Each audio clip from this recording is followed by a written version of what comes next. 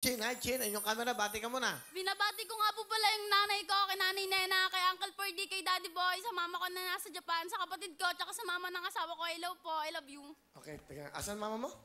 Nasa Japan po, hindi ko po totaling mama yun, Kuya Half Bin. lang, half mother lang. Adopted niya po ako. Adopted ka. Asan yung tunay mong nanay? Lapit ka sa mic. Hindi ko po alam eh. Pinanganak ka, hindi mo kilala nanay mo? Tatay mo? Hindi rin. Okay, tanong ko, Chin. Ilang taong ka nang ikaw ay nanganak? 14 po. 14 ka. So, 13 years old. 14 din po, Kuya Bill.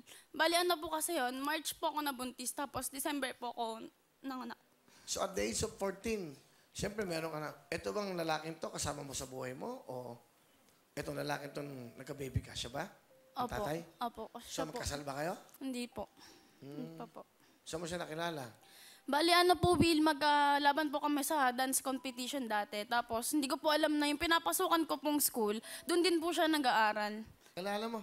Sige. Pinapakilala ko nga po palang napaka-cute at napakasipag kong asawa, si June! Hello, magandang hapon po kayo, Will. Ilang taong ka na? 21 po. Bata. Ilang taong ka na naging tatay? 17 po siya nung nabuntis ko siya eh. 17 po ako. So, itong anak nyo. Yan, ang cute eh. May siya ano? Nanay na anak mo. Pasensya ka na kung nasira ko yung kinabukasan mo. Kasi Kuya Will, dapat nung March siya nabuntis, August, pupunta na siya ng Japan. Kasi pinaiba yung pangalan niya eh. Doon nabuntis ko siya. Parang nagalit sa kanya yung mga kasama niya sa buhay. Tinakwil po siya. Kaya po ngayon, parang gusto ko sabihin na salamat. Kasi kahit ganyan yung nangyari sa atin, ikaw pa rin yung pinili ko. Kasi nasa isip ko, Kuya Will, dahil 17 pa lang ako, gusto ko ipalaglag yung bata eh. Kasi wala pa ako sa ginabayan lang talaga ng magulang ko, kaya sabi sa akin, ituloy ko yun. Pero hindi ko sa niya sinabi na gusto ko ipalaglag yun, nasa sa akin lang. Tapos sinabi ko lang sa magulang ko. Sabi ko lang ng magulang ko, ipagpatuloy ko daw yung gusto kong mangyari. Kahit na mahirap lang tayo, tuloy pa rin ang buhay kasi ito na yung sinimulan natin eh. Kaya tatapusin natin ito na masaya. Mahal na mahal kita. Mabs, thank you kasi kahit na alam kong pareho pa tayong bata, ginawa mo yung best mo para sa amin ni baby. Alam ko namang napakahirap magtinda ng isda araw-araw. Pero ginagawa mo para sa amin. Yun lang, nagpapasalamat ako sa'yo kasi hindi mo ko iniwan. Yun lang, mahal na mahal kita, di. Mahal na mahal din kita. At least hindi ba, maganda magkasama kayo. Yan, pinaglalaban yung pagmamahalan nyo. Ano gusto mo sabihin sa anak mo, John? Ikaw, bihan mo lang siya.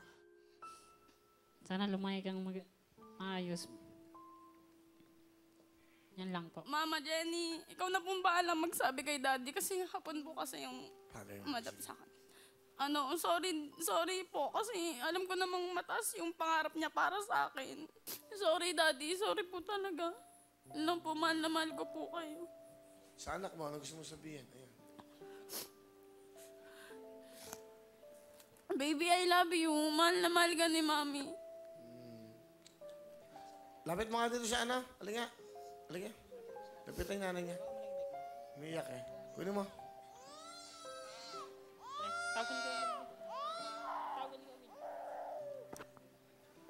Sa akin, hindi sa akin. Sa kanya. Baka humingi ng pera yan. Ayan na. Mama, si Mama. Hindi, Mama. Mama. Oh. Gusto kong babata niyo pa. Oh. Ano ba?